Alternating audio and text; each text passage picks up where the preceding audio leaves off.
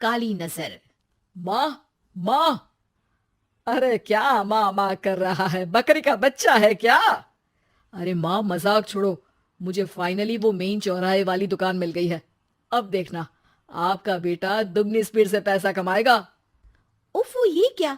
मेरी online makeup class चल रही है। इतनी जोर से क्यों बोल रहे हो आप दोनों? अरे मेरी धर्म पत्नी जी, मेकअप क्लास बाद में करना। वो चौराहे वाली दुकान मिल गई है हमको। अरे वाह! रुको, मैं अपनी माँ को फोन लगाकर बता देती हूँ। अरे मैं भी अपने रिश्तेदारों को बता देती हूँ। कितनी खुशी की बात है। हाँ हाँ, मैं भी अपने दोस्तों को बता देता हूँ। 1 हफ्ते बाद रजिस्ट्री है। बस, घर में खुशी का मौका था। उन तीनों ने अपने अपने फोन उठाए और लोगों में बात फैलाना शुरू कर दिया। और रही सही कसर, श्वेता बहू ने अपने पड़ोस में सबको बताकर कर दी। अरे वर्मा आंटी, अब हम भी जल्दी कार ले लेंगे। घर का रेनोवेशन होगा और ठाट से रहेंगे हम भी।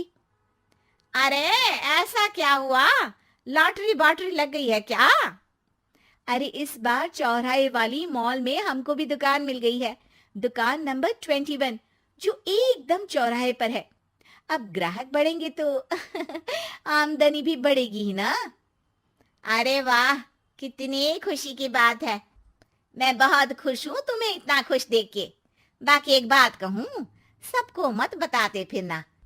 किसी की नजर लग जाएगी तो खुशी की खबर वापस लौट जाएगी। हैं? ऐसे थोड़ी ना होता है। अब डरा रही हो? अरे सही कह रही हूँ। काली नजर कहते हैं इस चीज को, जब आप किसी को कुछ बताओ और वो काम बिगड़ जाए। अरे लेकिन मैं तो। तुमने सबको बता दिया ना? हाँ, फोन लगा लगा के। अब बच के रहना। काली नजर बड़ी खतरनाक होती है।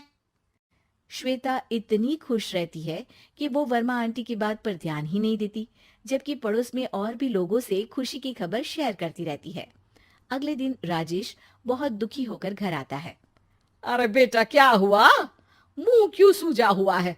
मधुमक्खी ने काट लिया क्या? माँ, वो दुकान किसी और के पास चली गई। किसी ने ज्यादा भाव लगा दिया। अरे पर बात तो आपसे हुई थी ना उस दुकान वाले की। हाँ, आज मैं टोकन अमाउंट देने गया था, तब मुझे पता चला। कोई आकर सुबह मुझसे पहले ही ज्यादा अमाउंट दे गया। काली नजर। क्या? क्या कहा? वर्मा आंटी ने समझाया था कि किसी को बताना मत, वरना काली नजर लग जाएगी। अच्छा, तुम्हें उनकी बात मान लेनी चाहिए थी। उनकी बात मान लेती, लेकिन उसके पहले ही सबको बता चुके थे ना हम तीनों। अरे अगली बार से ध्यान रखेंगे। कोई भी नई चीज होगी तो किसी को नहीं बताएंगे। तीनों कुछ दिन ऐसे ही रहते हैं, पर एक दिन श्वेता को एक मेल आता है। राजेश, मेरा ऑनलाइन मेकअप कोर्स कंप्लीट हो गया। अब मैं खुद का पार्लर खोल सकती हूँ। अरे वाह, अपने मोहल्ले में ही खोलते हैं।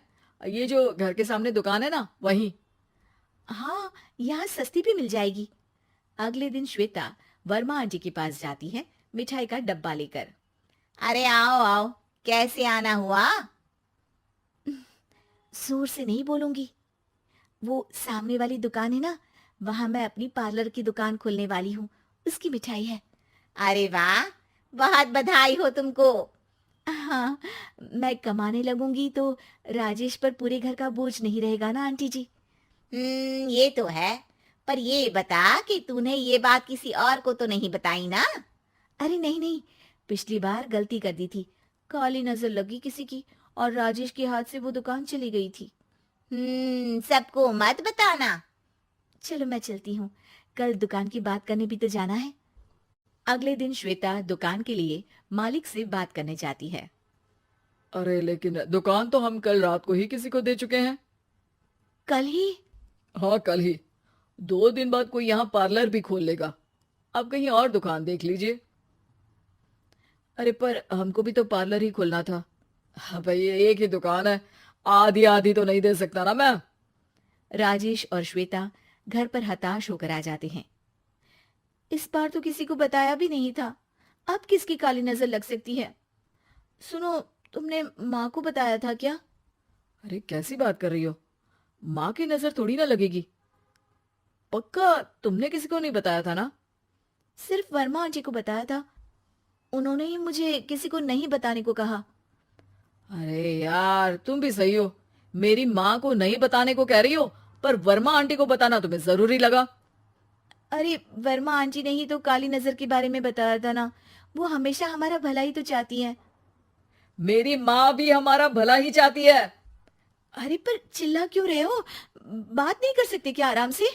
नहीं आता हूं आराम से बात करना, और करना भी नहीं चाहता हूं मैं। दुकान जाने का दुख गुस्से में बदल गया था और राजेश और श्वेता में बात बंद हो गई थी। 2 दिन बाद मोहल्ले में पार्लर का इनॉग्रेशन हुआ, जिसमें मोहल्ले के सभी लोगों को बुलाया गया, पर श्वेता, राजेश और माँ नहीं जाते। माँ अंदर आ जाओ, क्या देख रही हो? अरे नया पार्लर देख रही हूँ अपने आंगन से। देखो, माँ को दूसरे का सुख देखने में कितना मजा आ रहा है, मेरा दुख नहीं दिख रहा इन्हें। यह मेरा पार्लर भी तो हो सकता था। अरे चुप रहो यार, हर बात में लड़ाई क्यों ढूंढ रही हो? राजेश और श्वेता फिर बहस करने लगते थे। तभी माँ ने दोनों को बाहर बुलाया। अरे जरा देखो तो दुकान चलाने वाले का बोर्ड पर नाम क्या लिखा है? श्रुति वर्मा। गाड़ी निकाले बेटा, हमें कहीं जाना है। काली नजर का इलाज कराने। राजेश अपनी बाइक निकालता है। तीनों ट्रिपलिंग कर रहे हैं।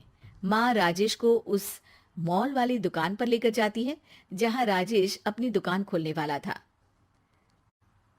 यही दुकान लेना चाहता था ना तू? हाँ, पर इनको भी दुखी करने लेकर आई हो क्या यहाँ पर दुकान दिखाकर? वहां काफी नहीं था? अरे श्वेता थोड़ा सब्र रख, अभी पता चलेगा कि हम यहाँ क्यों आए हैं। बता, इस दुकान चलाने वाले का नाम क्या है? अनुपम वर्मा। कुछ समझ में आया? वो दुकान वाली श्रुति वर्मा, ये दुकान वाला अनुपम वर्मा, और हमारे पड़ोस में हमने उस दुकानों के बारे में बताया किसको था? अब वर्मा आंटी को। मतलब वर्मा आंटी ही हमारा काम बिगाड़ रही है? नहीं नहीं, ऐसा नहीं हो सकता, ये बस इत्तेफाक है। राजेश अपना फोन निकालता है और श्रुति वर्मा और अनुपम वर्मा के नाम फेसबुक पर सर्च करता है, जहां ये दोनों ही वर्मा आंटी के रिश्तेदार होते हैं। श्वेता को समझ में आ जाता है कि वर्मा आंटी की ही नजर काली नजर है। अब क्या करना है? कोई भी खुशी की खबर हो तो काली नजर से बचना है, यानी वर्मा आंटी से बचना है। अरे पर मुझे ये समझ में नहीं आया कि वो हमारे साथ ऐसा क्यों करेंगी। अरे बेटा, एक सीख है, दूर के आदमी को आपकी तरक्की से कम परेशानी होगी, पड़ोसी को ज्यादा। दोनों माँ की बात में हामी भरते हैं और अगला काम चुपचाप करने की कसम खाते हैं, ताकि आगे से वर्मा आंटी कोई काम ना बिगाड़ सके।